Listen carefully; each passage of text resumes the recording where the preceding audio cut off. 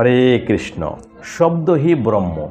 আপনাকে একটা কথা আজকে বলে দিচ্ছি, আপনার আশেপাশে বাড়ির ডান দিক, বাঁ দিক, সামনের দিক, পিছন দিক, এদিকে লক্ষ্য করে দেখবেন যে সমস্ত নারীরা বাড়িতে থেকে তাদের স্বামীর বিরুদ্ধে কথা বলে বা সবসময় দাঁতে কড়মড় করে রেগে কথা বলে বা হিংসা ভরা কথা বলে বা অপমানজনক কথা বলে বা তুই তামারি করে কথা বলে বা সন্তানদেরও খুবই ঘৃণিত শব্দ ব্যবহার করে কথা বলে, মেরে ফেলবো, কেটে ফেলবো, ছিঁড়ে ফেলবো, তো এই সমস্ত ধরনের কথা বলে।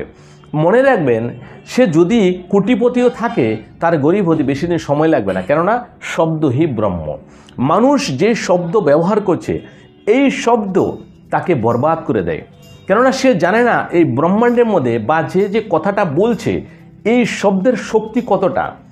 ওর শব্দে আপনার বাতাবরণটাকে সে নষ্ট করেছে, বাড়ির পরিবারের সবাইকে নষ্ট করছে। যে মানুষ ঘৃণা ভরে কথাবার্তা বলে, যে মানুষ অপমান করে কথা বলে, যে মানুষ নিজের স্বামীর সাথে শত্রুতা ভাব মনে করে কথা বলে, তাকে অপমান করে, আপনি কোনোদিন মনে করবেন না সে কোনো ভালো নারী হতে পারে।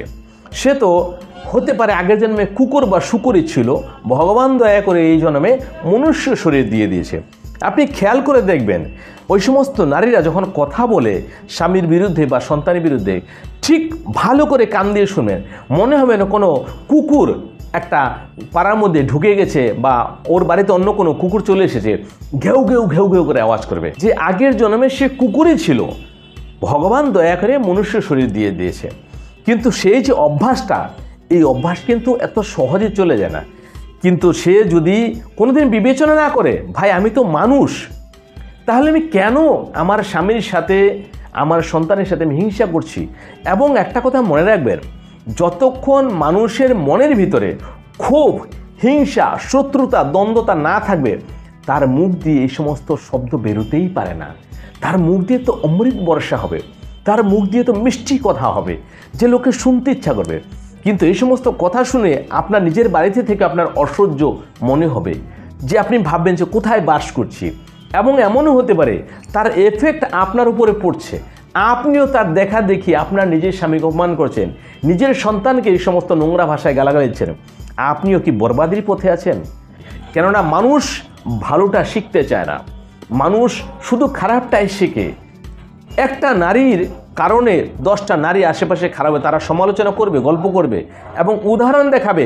পাশের বাড়ির স্ত্রী তার স্বামীকে উদাহরণ, দেখো ও ওর স্বামীকে কেমন কীরকম অকথ্য ভাষায় কথা বলেছে, এই বলে যখন তাদের মধ্যে কোনো অশান্তির সৃষ্টি হবে, তাহলে ওই কথাগুলো সেও বলবে। অর্থাৎ মানুষ খারাপটা খুব তাড়াতাড়ি শিখে এবং সন্তানরা তো শিখবে। তাহলে আপনার আশেপাশে যদি এরকম কোনো নারী করে, আপনি বলবেন ভাই আস্তে কথা বলো, যেন আমার বাড়িতে শোনা না যায়, আর না হয় তুমি শুধরে যাও। আমি বলতে চাচ্ছি একটাই কথা, যে আপনি যে মনুষ্য দেহ পেয়েছেন, আপনি যে মানুষ না, আপনার ভিতরে যে কোন শক্তি বাস করছে সেটা আপনি এখনো জানেন না। এই যে বলছেন এই শব্দের মধ্যে কোন শক্তি আছে, এই সম্বন্ধে আপনার কোনো ধারণা নেই। আমার বিবেক, বুদ্ধি, জ্ঞান এবং শাস্ত্র অধ্যয়ন করে যা শুনতে পেলাম, যা বুঝতে পেলাম, তাতে আমি একটাই কথা বলবো, যে আপনি কোনো রকম যদি অপশব্দ ব্যবহার করেন, এই সব কিছু আপনার সাথে ঘটবে, আপনার সাথে হবে, আপনার পরিবারের সাথে হবে। আপনি যদি নিজের কপালকে নিজে খারাপ করতে না চান, নিজের ভাগ্যকে নিজে খারাপ না করতে চান, তাহলে পরিবারের শান্তি বজায় রাখুন, পরিবারের লোককে ঘৃণা করবেন না, পরিবারের লোককে সহযোগ করুন, পরিবারের ভুল ধরার চেষ্টা করুন, তাকে শুধরানোর চেষ্টা করুন, কিন্তু গালাগালি দিয়ে না, রেগে না, তার সামনে সুন্দর করে আপনি কাজ করুন। আপনি একটু আগে উঠে যান, আপনি অন্যভাবে ট্যাকেল করুন, যে আপনাকে দেখে সেও শুধরে যায়।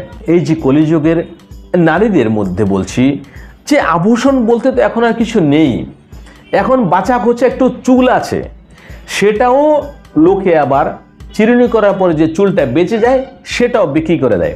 আপনি কি জানেন আপনার মাথার চুল বিক্রি করা কত বড় অপরাধ? আপনি কোথায় যাচ্ছেন? আপনার কঠিন থেকে কঠিনতম সাজা হবে মৃত্যুর পরে, আপনার যখন আত্মা বা সূক্ষ্ম দেহ চলে যাবে দেহ থেকে। কেননা এর থেকে ঘৃণিত পাপ বিবাহিত মহিলাদের জন্য হয় না। চুল হচ্ছে শরীরের আভূষণ, চুলের মধ্যে কামদেব বাস করেন। সেই জন্য এই চুলকে আপনি যত্ন সহকারে মাটির নিচে পুঁতে রাখুন। কোনো টাকা পয়সাতে চুল বিক্রি করবেন না, কেননা চুল আপনার এই 2 টাকা চুল বিক্রি করে আপনার সংসারকে, আপনার পরিবারকে ভিখারি বানাতে পারে। সেই জন্য দয়া করে মা বোনেরা বলছি, চুল আপনার শরীরের একটা অঙ্গ, শরীরের একটা অংশ, শরীরের একটা সম্মান, শরীরের একটা আভূষণ। এটাকে নষ্ট করবেন না, এটাকে বিক্রি করবেন না। এবং আপনারা যেখানে যেখানে যাচ্ছেন, ধর্মস্থলে বা কথা শুনতে বা মন্দিরে, এই সমস্ত জায়গায় চুল ছেড়ে যেতে নেই। আপনি যখন পাপ করছেন, আপনাকে দেখে আরও 10টা লোক পাপ করছে, সেজন্য আপনার অঙ্গকে যথেষ্ট ঢাকুন। এখনকার জামানাতে মানুষের হাতে 10-20 হাজার টাকার মোবাইল আছে, কিন্তু 100 টাকা দামের একটা দুপাট্টা, একটা ওড়না পরতে পারে না। শরীরকে দেখায় চলে। আরে ভাই, এই জবানি তোমার কদিন থাকবে? এই জবানির কোনো টিকসই নাই।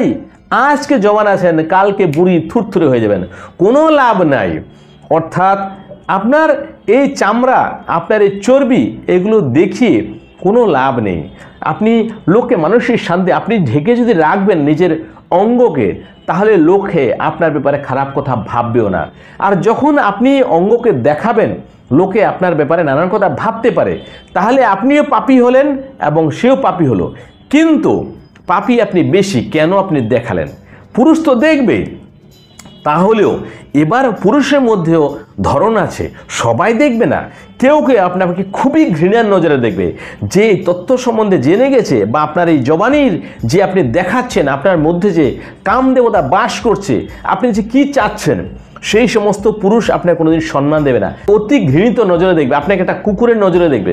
অর্থাৎ আপনি নিজের যে সম্মান বাঁচাতে চান এই সমাজের মধ্যে, দেখুন যে সমস্ত লোকেরা বেশ্যাকামী বা পরস্ত্রী কাতর, সে আপনাকে ন্যাংটা আর্ধনগ্ন দেখতে চাইবে।